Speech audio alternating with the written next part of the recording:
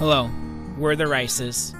Our goal is that through family-focused intentionality, legacy-minded thinking, and being rooted in Christ, that we would lead our family to serve the Lord, and that we would encourage your family to do the same. So we hope you're encouraged today. All right, guys, we're back on our week of adventuring, and we just had to share a couple things from today. These are a few of our favorite things in the Bend LaPine area to do. We've been to this trail, the Molten Land, a few times here, and it is just an incredible thing to see how in God's amazing power He shapes the landscape with so many unique things in catastrophic ways, just with catastrophic power. And I think that as believers, it is really important that we are recognizing God's sovereign control over the landscape, over the weather, over the whole world. And so I think that just blows me away even more when we're at somewhere like this, where there's this giant cinder cone and then this huge lava field. And so just have that in mind as we're walking through here. Now, this is one of our favorite things to do in the Bend LaPine area because the trail is really great, and it's very different from the hike that we had on our last vlog, where that hike was pretty remote, I guess. It was just a pine needle trail, a dirt trail, and there wasn't any markings really on it. This is very well laid out. There's a paved trail, and there's all of these kind of interpretive signs along the way that are actually really well maintained, and it just gives geological explanation for each of the kind of features that are in this lava flow. And so that's just one of the really cool things that we enjoy about this trail. This really is school on the go for us.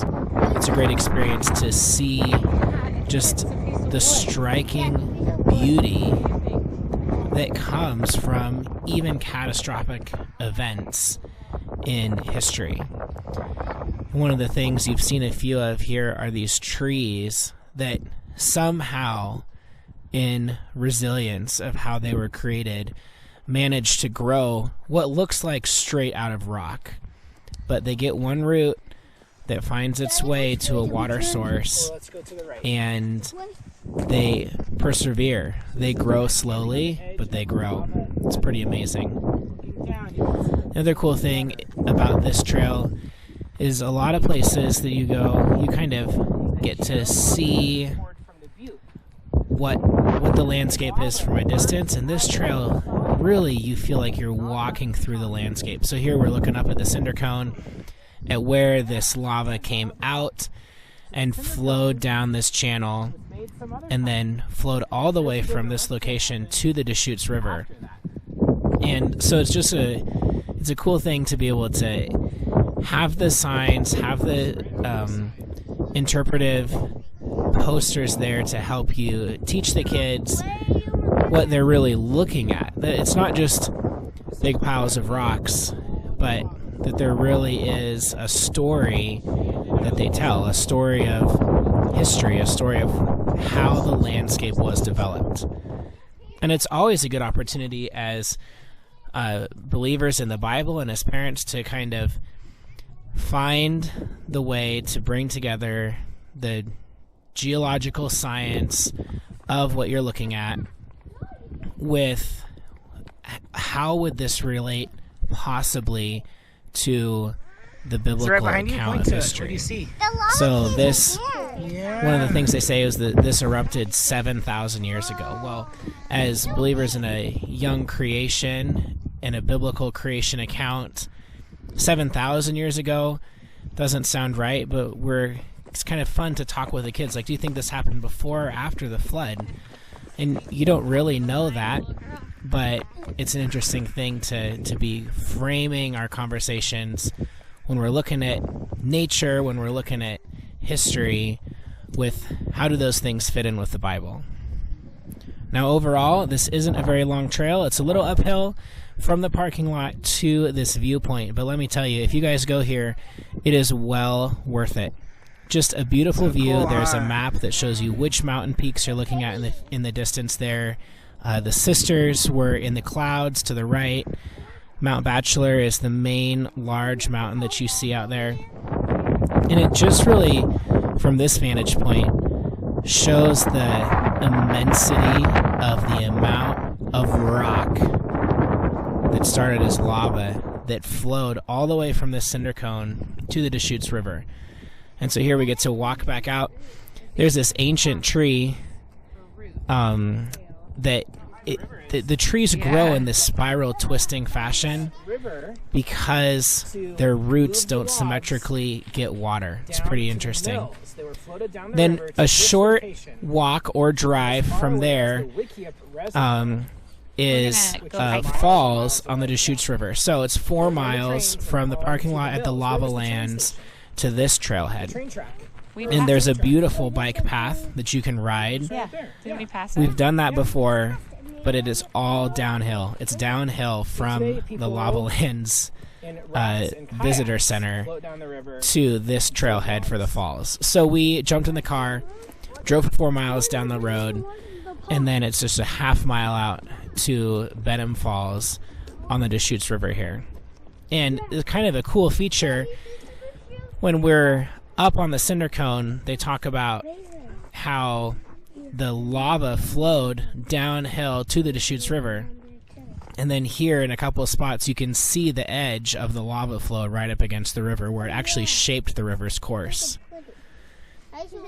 This is a beautiful hike, and it was really cool. We got to see a lot of wildlife here. These little chipmunks, that gray bird you saw just a moment ago. We have to give it a homework assignment to look up, ooh, what was that bird? Gray bird, black wings, shows white when it flies. So these kind of tidbits to take home and gives you a talking point or a jumping off point for school the next day with the kids. Now we're really walking the kids this week. We're really putting the miles on them. We had some sore feet from yesterday, but it's fun to get out. And here's just one of the little side attractions. Figure out a way to do it safely. Good job. I don't know. I think it's fun to give the kids a little excitement to break up what they're doing. And so we found these giant trees that had fallen across this ravine probably years ago.